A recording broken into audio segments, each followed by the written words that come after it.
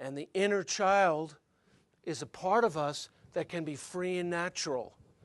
Loves adventure, has a sense of humor, enjoys life, enjoys recreation, whatever that means for us. So there's a healthy inner child. But for all of us, really, there's also this scared, needy, adaptive inner child that represents the unfulfilled needs of our childhood. And we all got it. And it shows up in, I'm angry all the time, I'm scared all the time, I can't sustain an intimate relationship with a man or a woman. And of course we compensate. We get successful at work to compensate for the fact that we can't sustain a relationship. But the unfulfilled needs of that inner child are still churning away. It creates disease in us. It creates drama. And we all got it if we're self-honest. Remember, this is about ruthless self-honesty. And the training, we say, it's not, you've probably heard this, it's not quite a Hallmark card, but, you know, the sort of the New Age Hallmark card or something. What determines our life is not what we know. The fact that I can get up here and talk about this stuff, that doesn't determine the quality of my life, the quality of my relationships, the joy I feel or don't feel. It doesn't determine any of the things that I think are important in life, that I know this stuff. What determines it is how, you used the word aware, was it? How mindful, aware I can be of when I'm here in the child, which causes this, or I feel mad, but it's childish. If somebody gets angry at somebody and says, you did that, and it really didn't work for me, and I'm really angry about that, there's a quality to that which can be childish or it can be adult. So this training, once we get through the language part, which we're still doing, it's all just language. We're just getting on the same page so that Dennis can look at somebody once we get into the meat of the training and say, you're below the line. You're in your child. You're in justification. You're not being vulnerable. You're not seeing circumstances as neutral. We're not saying that when people are abused, and I mean the abuse that goes on the planet, that we don't feel anything about it. Neutral means that we're aware of the meaning that we place on things. You're a meaning-making machine. That's what you are.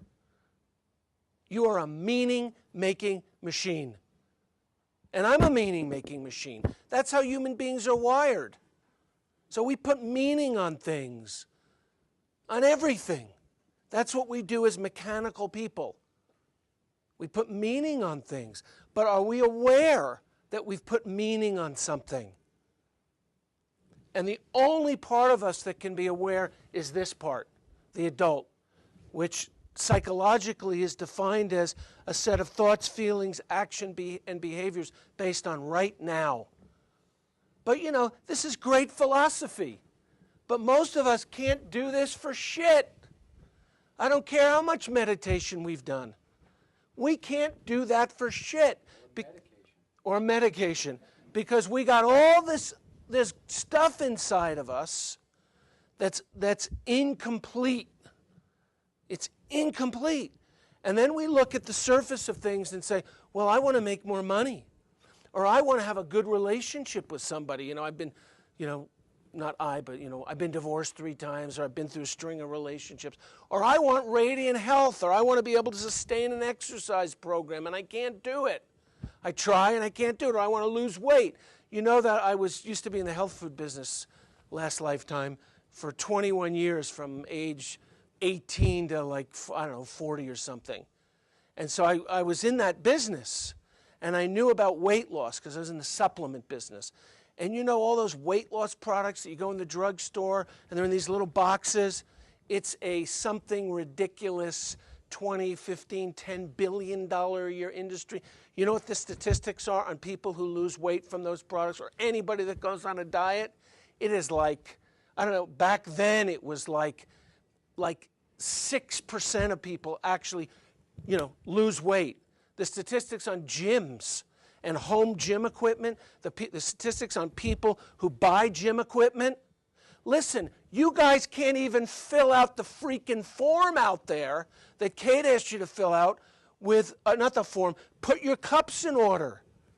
You know why you can't put your cups in order? Because when you get up and you go on a break, you're right here. You're not, you're right in the child, looking to get your needs met and what you need to do instead of being, I'm being a little nasty, but we're going to get more nasty. And, because we're not here. Oh, somebody made the announcement. We want it, Fleet did. We want to keep the cups in alphabetical order. So when I was out there, when I went outside for a few minutes, one of the logistics people was at the table and said, they didn't do it. The cup, and he's out there trying to put the cups in order. And it seems like a little stupid thing, but it's not. It's a microcosm of life. If we're in the adult, in the here and now, and we're really present in this training, we're going to follow the lead of the trainers. I've led this training 300 times, 250 times to 300 times. I learned something from doing that, about guiding people through it. Practice being an adult here and now. Oh, the instruction is the cups go in alphabetical order. But we didn't do that because this thing is running us. And we got a planet of people running around either here trying to get these needs met through entertainment, through food, through drugs, through, what? Material goods, spirituality, all of it. Or we got a bunch of people not being nurturing parents, but being critical parents, just criticizing everybody,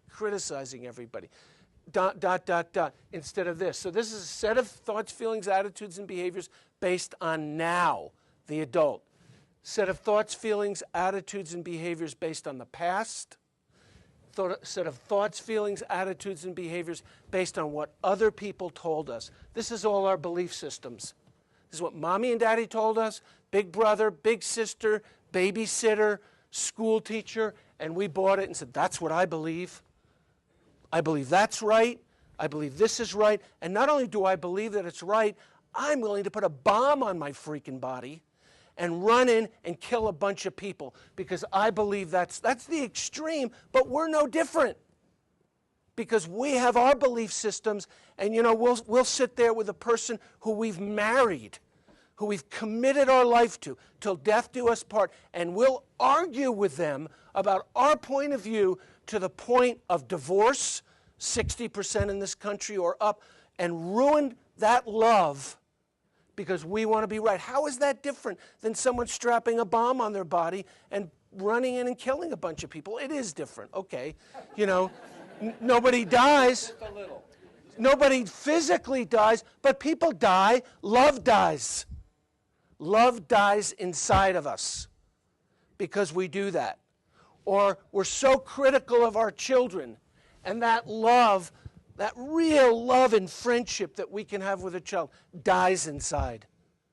Or with people, friends, because somebody does something to us and we don't approve and we don't. So this training is about finding this. And the only way to find this is to deal with this.